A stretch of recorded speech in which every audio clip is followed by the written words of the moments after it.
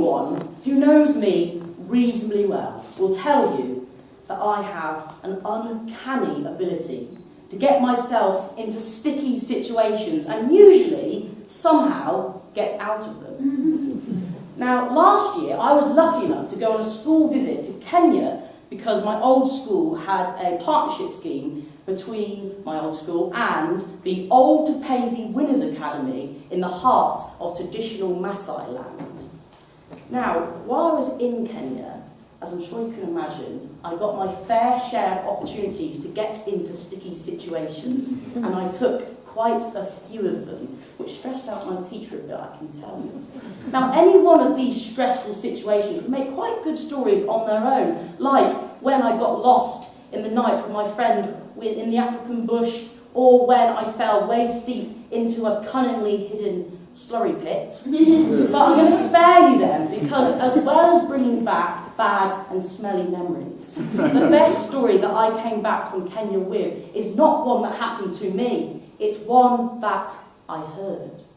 And so here is what I heard, told by the headmaster of Old Tupesi Winners Academy to his students outside his tin roof school underneath the hot midday sun.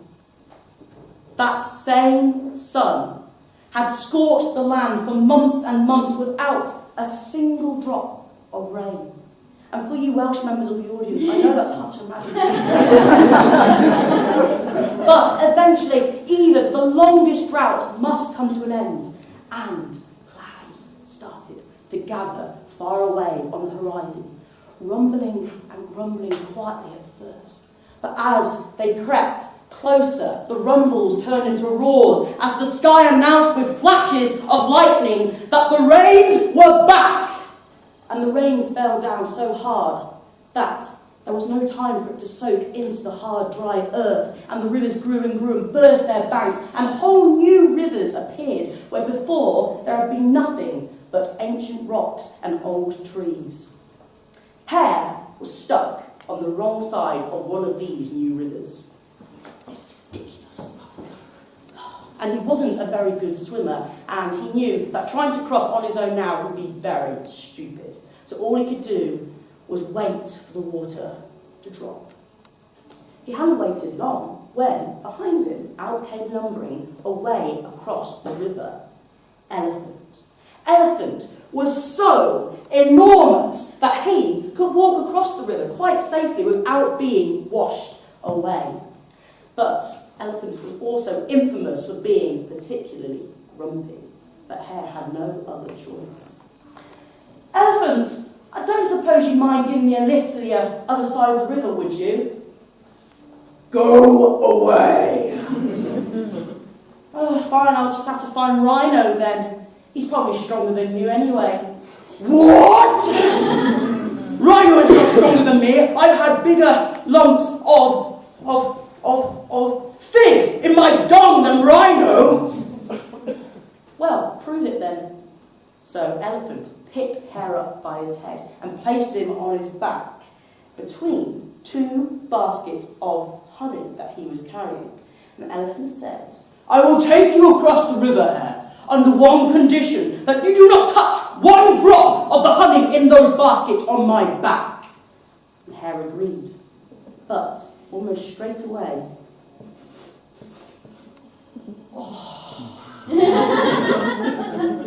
he smelled the delicious honey.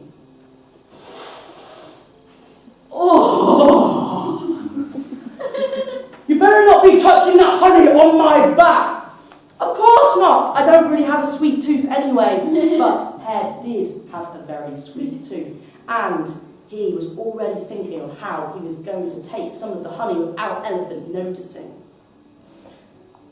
And then he had a brilliant idea. Hey, Elephant, I don't suppose you'd mind passing up a rock every now and again? I'd quite like to practice my skimming.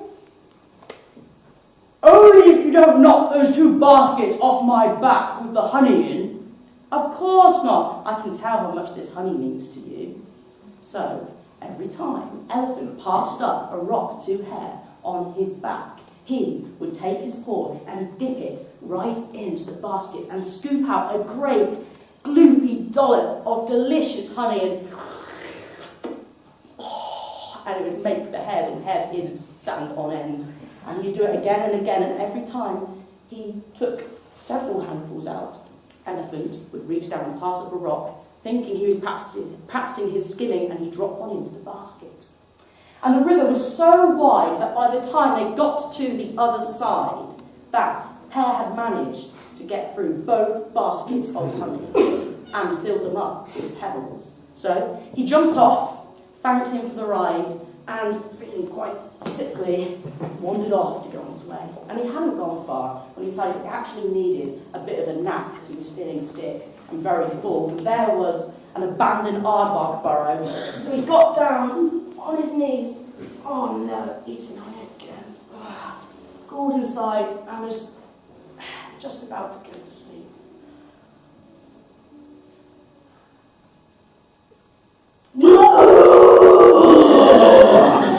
He heard a great thundering above him. The whole earth shook, and he ducked right down to his bones were shaking, and he realised that Elephant had noticed that his honey had gone. But he thought, I'm safe in my burrow. He won't know I'm in here. I'm safe. And he looked at his paws, and he realised that they were covered still with honey, and he had left a sticky trail right to the aardvark's burrow that the Elephant could follow. And sure enough, above him, he heard a great thundering voice.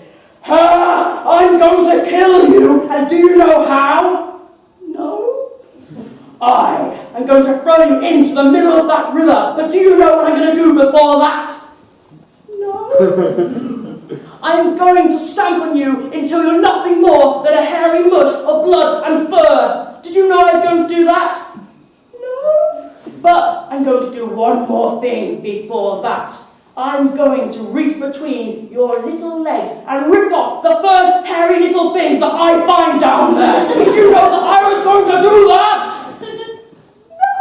No! And then Elephant got his trunk and thrust it deep into the aardvark's burrow and ripped off Hare's tail and reached in again and grabbed hold of Hare's leg. And Hare had to think very quickly. You stupid idiot! You're holding onto a root! So Elephant let go and then grabbed hold of a root next to Hare's leg instead. And he started tugging away. And as he was tugging away, Hare made his escape, thundering out of the back passage from the aardvark burrow into the long grass. But he hadn't gone far into the long grass when suddenly, boom! He was flattened to the floor, and a great lion was there, snarling over him, just about to eat. And Hare had to think very quickly and said, "Don't eat me, quick! Don't eat me, don't. You don't want to do that. You might get indigestion." "Why would I care about getting indigestion, Hare?" "Because, you see that elephant over there? He's a famous lion killer, and he's just about to come this way. You better, get going." So Lion released the Hare and scampered off in the opposite direction, and the Hare, that was close, carried on again. And by this stage, Elephant had realised that he'd been tugging on a root in the burrow, and he saw Lion fleeing off into the distance, and he thought, Lion is chasing after Hare. So he thundered after Lion, and it wasn't long before he caught up, pulled him back, and said, "Where is Hare?" That way. But by this time, Hare had gathered some time when the Elephant was chasing Lion. So he'd got some time and he'd gone a bit further off, but he could still see elephants, and he came to some Maasai women sewing next to their homestead. And he said to them, "Can you see that elephant over there? He's coming this way, and he's really keen to buy some of your lovely Maasai jewellery." And they said, "Really?" He said, yes. So when he comes along, don't take no for an answer. You've got to keep pestering until he takes some of your Maasai jewellery. They said, "Okay, we will do that." So then Hare carried on running off, and it wasn't long before Elephant came to the edge of the homestead, and he was soon surrounded by Maasai women. Here, oh, this blue, it matches your eyes, look, it's beautiful. Oh, and this goes lovely on your trunk. Look, just force it in there. Get away from me, I don't, get off my trunk. And eventually he managed to get away the Maasai women and asked them where had Hare gone, and they told him, "Oh, he's gone that way." But in this time, Hare had gathered a little bit more time. He was running off, but he could still see Elephant. And then he came to a group of other hares, and he got up to them and told them quickly, you see that elephant over there? He's really angry because he wants all hares to lose their tails. He wants every single tail of hares to be gone. And he's coming this way, so we better all lose our tails quickly. So every single hare in the group grabbed a sharp rock and sliced off their tails because they thought, we've got to do our elephant, we'll be really angry. And when an elephant caught up, he said, which one of you hares doesn't have a tail? And they leant over, and all of them had no tail. You better be happy, elephant. Look what we've done for you. An elephant was furious because he couldn't tell which hare had stolen his honey, and he had no choice but to stomp off in a great big strop to find some food. So, with this story, you've learned how all the hares have got their stumpy little tails today, and also, even in the stickiest of situations, if you just use your head, you can get out of them.